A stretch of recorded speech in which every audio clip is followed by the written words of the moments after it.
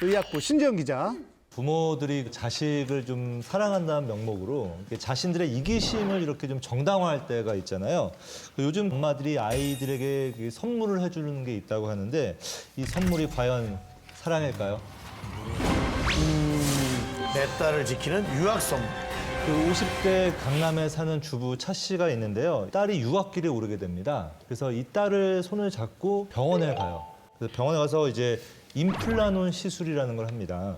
그 임플라논 시술은 일종의 피임 시술이에요.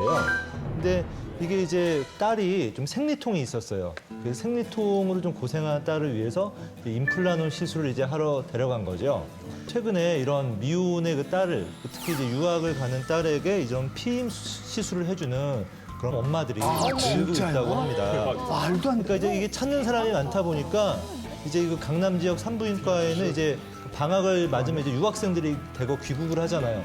그럼 귀국을 하면은 그 분들을 위한 이런 프로그램까지 이렇게 따로 생겼다고 할 정도로 좀 이런 시술들이 많아지고 있는데, 물론 이제 그 중에는 그렇게 생리통 때문에 그 생리통을 해결하기 위해서 그런 시술을 받는 경우도 있지만, 또 일부에서는 이 딸이 혹시 유학을 가서 뭔가 또 원치 않는 뭐 임신이나 이런 상황에 될까봐 이제 이 시술을 해주는 그런 경우도 있다고 합니다. 어떻게 보면 이제 엄마들이 이제 뭐 딸이 유학을 가기 전에 닥칠 상황에 대해서 뭔가 이렇게 예방을 해주는 것 같지만 그 이면을 좀 살펴볼 필요가 있어요. 딸이 뭐 유학을 가서 사실 공부를 해야 되는데 뭐 생리통이 있다고 하더라도 그게 뭔가 방해가 되는 느낌? 뭐 그런 게 있을 수 있고요. 그 다음에 설령 뭐 그런 문제가 있다고 하더라도 이게 사실은 이제 이게 약으로 먹으면 되는 거거든요. 예. 약으로 먹으면 되는데 굳이 이런 시술까지 해서 완벽하게 이렇게 해버리는 게 과연 옳은 것인가 하는 것을 한번 생각해 보게 됩니다. 그러면 이제 이 임플라논에 대해서 좀 궁금하신 분들이 있을 텐데요. 이게 약간 성냥개비 같이 생겼어요. 길이가 한 4cm 정도 되고 두께는 굉장히 얇습니다. 2mm 정도 굉장히 얇은데 그거를 이 팔에다가 이렇게 이식을 하는 겁니다. 그럼 여기서 이제 황체 호르몬이라는 호르몬이 분비되게 되는데 임신을 좀 못하게 이렇게 억제하는 그런 호르몬이에요. 나중에 내가 원하면 이걸 빼게 되면 다시 이제 그런 정상적인 생리가 되기 때문에 굉장히 간편한 시술이라고 할 수 있습니다. 하지만 이제 역시 이것도 여성 호르몬에 대한 뭐 부작용 같은 게 있을 수가 있는데요. 두통이나 현기증 같은 게 올 수도 있고요. 그다음에 원치 않는 출혈이 또 생길 수가 있습니다. 그리고 약간 이렇게 뭐 피부가 좀 트러블이 생긴다든지 체중이 증가한다든지 심지어는 좀 탈모 같은 이런 부작용도 있을 수 있고요. 심한 생리통 같은 경우에 이 시술이 일부 도움이 됩니다. 하지만 그 생리통 중에는 여러 가지 원인이 있거든요. 그래서 원인을 다 밝혀서 거기에 맞는 치료를 해야 되는데 이거를 꼭 시술로 해결해야 되는지 여기에 대해서는 좀 의문을 갖고 있습니다.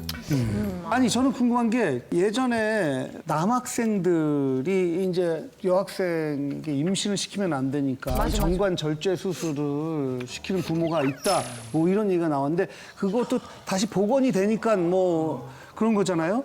지금 이것도 복원이 되는 겁니까? 아, 이거는 이제 제거하면 언제든지 네, 언제든지 정상으로 돌아가는 5년, 10년, 15년 그 후에 제거하면은 한번 삽입을 해놓으면요 한 3, 4년 정도 갑니다. 그럼 부작용은 없어요? 혹시 여러 가지 신동엽 씨, 신동엽 씨, 지금 얼굴 있잖아요. 이만큼이 나와 있어요. 예, 뭐 이렇게 궁금해요? 말씀 좀 주세요. 말씀 좀 주세요.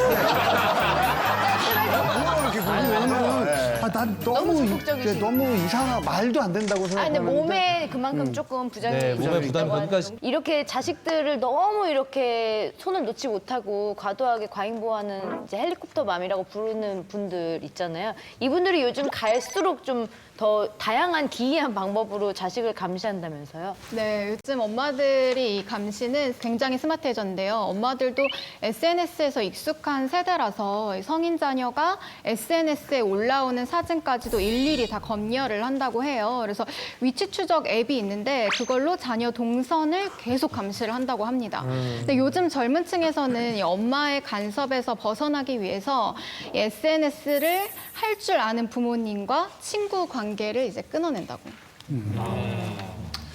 엘리트는 멀리서 찾을 필요가 없네요. 오늘 전문가 자리에 나와 계신 두 분도 의사에 네.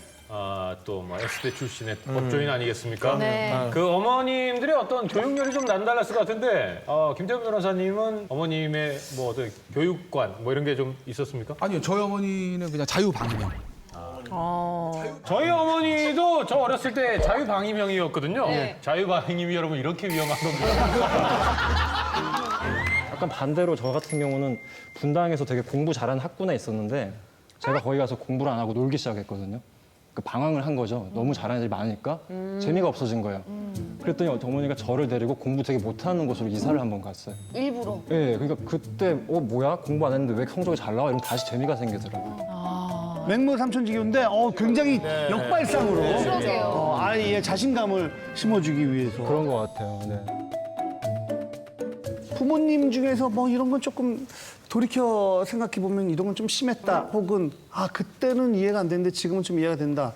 저는 좀 과하다고 느꼈던 게 예전에 아버지랑 곰국을 식탁에서 먹고 있었는데요. 아버지가 소금을 그만 넣어라, 조금만 넣어라라고 하셨는데 제가 반항한다고 그때 중학생이어서 질풍노도의 시기니까 일부러 보람듯이 한 스푼을 이만큼 해서 이렇게 넣었어요.